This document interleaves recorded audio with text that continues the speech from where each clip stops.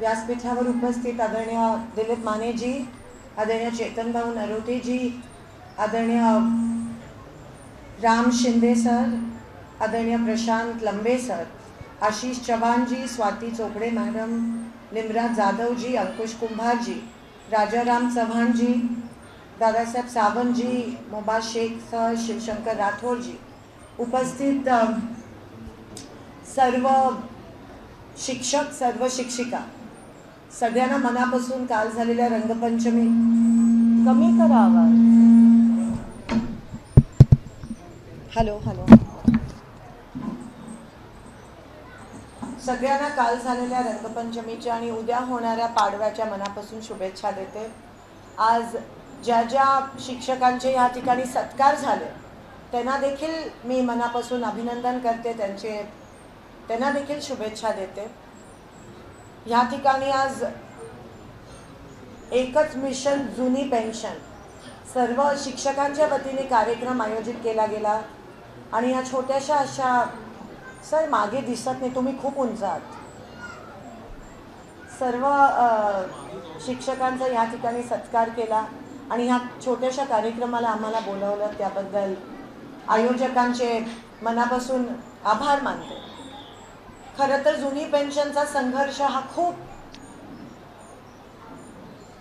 लांबचा प्रवास आहे आणि अजून किती दिवस चालणार आहे हा प्रश्न माझ्या मनात उद्भवतो. तुमच्या प्रत्येक संघर्षात मला तुम्हाला साथ देण्याची संधी मिळाली आणि तुम्ही प्रत्येक वेळेस मला त्या ठिकाणी तुमच्या या संघर्षामध्ये बोलवलं. संघर्ष विधानसभेपर्यंत आपण पोहोचवण्याचा प्रयत्न केला. अनेक आमदारांनी तो संघर्ष विधानसभेत कधी औचित्याच्या मुद्द्याद्वारे, कधी लक्षवेधी तर कधी प्रश्न, पण अजूनही आपल्याला फारसं ठोस काही मिळालं नाही आहे. गाजरच मिळालं असं म्हणायला हरकत नाही.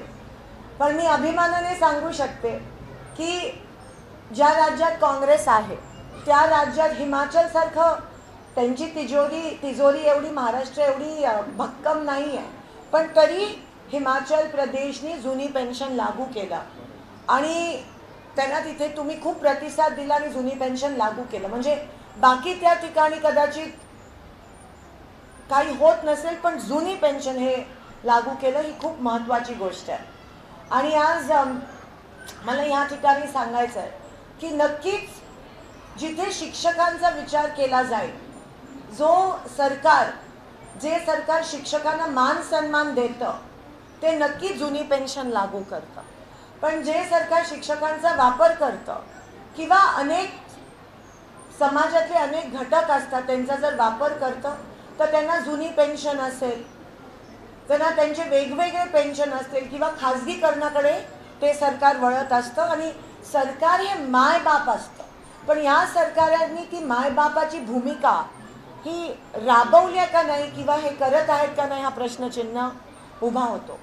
मला तुम्हाला या ठिकाणी कोणत्याही प्रकारच्या अडचणीत आणायचं नाही, हा तुमचा सत्कार सोहळा आहे, पण ही वस्तुस्थिती आहे की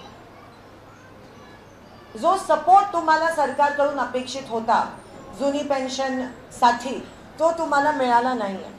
आणि खरं तर तिजोरी भक्कम आहे. म्हणजे ज्या तिजोरीत एकेका आमदाराला घ्यायला 50-50 कोटी असतात, पण आमच्या शिक्षकांना द्यायला जुनी पेन्शन लागू करायला पैसे नाही आहेत, त्या सरकाराचा खरं तर मला निषेध करायचा आहे. आणि मला ही शोकांतिक आहे की अशी लोक महाराष्ट्रात सत्तेवर आले. पण एक रोष, मी ग्रामीण भागात जेव्हा फिरते तेव्हा शेतकऱ्यांमध्ये, शिक्षकांमध्ये एक रोष दिसून येतो आणि मला अशी आशा आहे की येणाऱ्या काळात नक्कीच बदल होईल आणि तुम्हाला सगळ्यांना जुनी पेन्शन लागू होईल. आणि काळजी करू नका, तुमची ही लेक, तुमची ही बहीण सदैव तुमच्या पाठीशी नाही, समोर नाही, पण खांद्याला खांदा लावून तुमच्या सोबत हा संघर्ष आणि लढाई लढत राहील. पण त्यासाठी तुमचा आशीर्वाद गरजेचा आहे.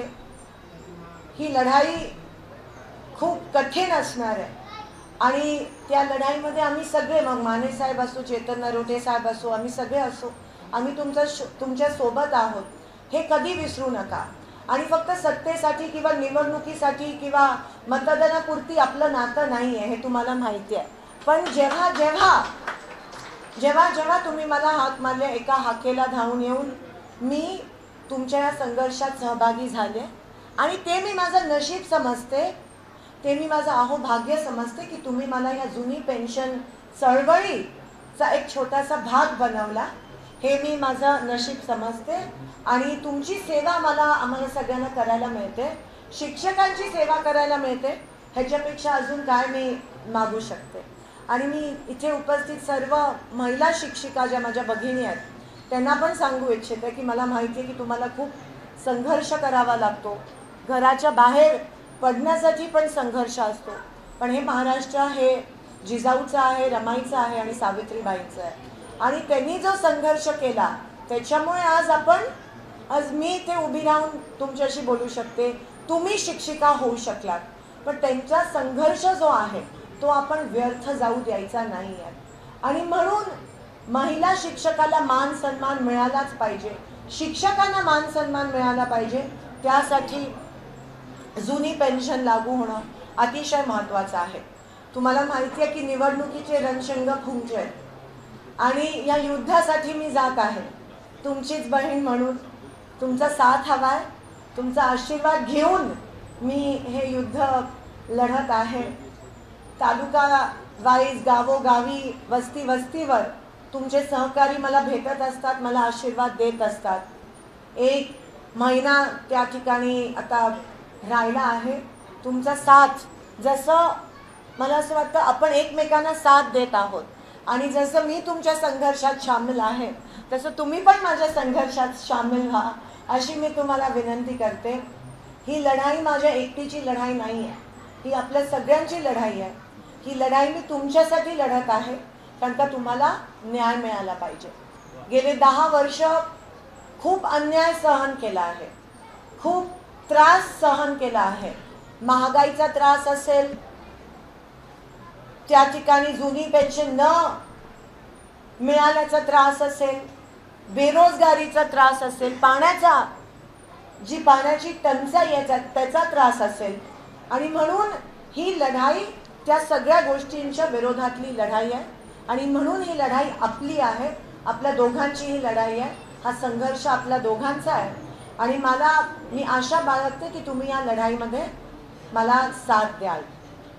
जाता जाता फक्त मला एकच गोष्ट या ठिकाणी म्हणायची आहे की तुम्ही बघत असाल की जे भाजपचे आहेत उमेदवार, ते काही दिवसापासून शिंदे साहेबांबद्दल काही आरोप प्रत्यारोप चाललेत.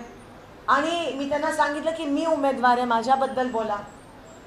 पण अजूनही ते त्यांचं चालूच आहे, त्यांची टेप चालू आहे. खोटं बोलायचं पण रेटून बोलायचं ही त्यांची परंपराच आहे आणि हे ते कंटिन्यूच करणारे आहेत. ते म्हणतात की त्यांच्याकडे पुरावे आहेत. आणि मग जर त्यांच्याकडे पुरावे आहेत तर मागचे 10 वर्ष ते गप्प का बसले? मग करायची होती कारवाई, करायची होती अटक, का गप्प बसले? म्हणून हे सोलापूरकरांची दिशाभूल कशी करायची हे ह्यांना मस्तपैकी जमतं. मला ह्या निमित्ताने तुम्हाला अजून एक गोष्ट या ठिकाणी सांगायची आहे की हे तर त्यांनी केलं, शिंदे साहेबांवर आरोप प्रत्यारोप, खोटं बोलतात, रेटून बोलतात. पण माझा अंदाज असा आहे की कामाच्या मुद्द्यावर ते कधी बोलत नाहीत.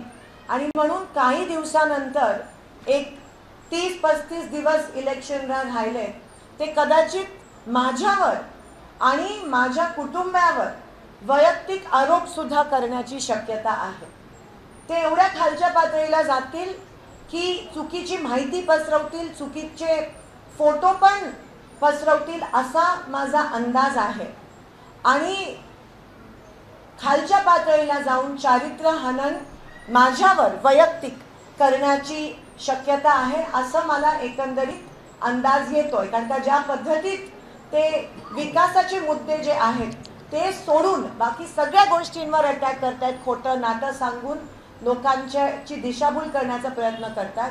तर 100% मला असं वाटतं की वैयक्तिकरित्या माझ्यावर ते अटॅक करतील, आरोप करतील, खोटं नाटं पसरवतील, कदाचित काही चुकीची बातमी पसरवून सुद्धा चारित्र्यहनन करण्याची शक्यता आहे. पण मी त्यांना हात जोडून विनंती करते की सोलापूरला तुम्ही मागच्या 10 वर्षात तुम्ही काय दिलं? मग रस्ते असतील, विमानसेवा असतील, पाणी विमानसेवा असेल, पाण्याचे प्रश्न असतील, हे काही सोडवलं का? ह्याचं उत्तर सोलापूरकरांनी तुम्ही द्यावं. सोलापूरकर तुमच्या खोट्या गोष्टींना बळी पडणार नाही आहेत ह्याची मला खात्री आहे 100%. सोलापूरकर यावेळेस विकासाला साथ देतील, विकासाला मत देतील, ह्याबद्दल माझ्या मनात अजिबात शंका नाही आहे. आणि तुम्हीच म्हणताना हल्ली काहीतरी सोशल मीडियावर चालू असतं की सोलापुरात राम राज्य येणार आहे, राम राज्य येणार आहे. म्हणजे हे कदाचित असं तर म्हणत नाही आहेत की मागच्या 10 वर्ष रावण राज्य होतं आणि त्याचीच पावती तुम्ही देत आहात. म्हणून मला असं वाटतं आपण ह्या लोकांपासून सावध राहूयात. आणि मी एवढीच विनंती करते की येणारा जो संघर्ष आहे तो आपण मिळून लढूयात आणि तुम्ही मला आशीर्वाद द्याल मताच्या रूपात. लोकशाही वाचवण्यासाठी, संविधान वाचवण्यासाठी ही आपल्या आयुष्यातली खूप महत्त्वाची निवडणूक ठरणार आहे एवढंच या ठिकाणी सांगते. आणि मी एक बहीण या नात्याने शब्द देते की माझ्या शेवटच्या श्वासापर्यंत किंवा जुनी पेन्शन, ओल्ड पेन्शन लागू होईपर्यंत मी तुमच्या सोबत आहे, तुमच्यापेक्षा जास्त लढीन आणि तुम्ही आशीर्वाद दिला तर तो आवाज दिल्लीपर्यंत घेऊन जाईन एवढं या ठिकाणी तुम्हाला आशा देते. एकच मिशन, जुनी पेन्शन हे मिळायलाच पाहिजे. आणि जाता जाता जो मी नेहमी बाहेर घोषणा देते, माझ्या विधानसभेच्या बाहेर आम्ही देत असतो आणि जिथे संघर्ष असतो तिथे आवाज पोचलाच पाहिजे आणि तुमच्या बाजूने आहे हा आवाज.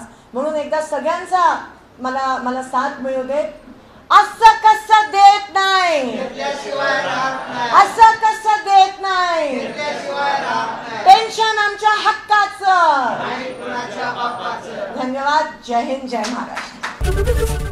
एबीपी माझा, उघडा डोळे बघा नीट.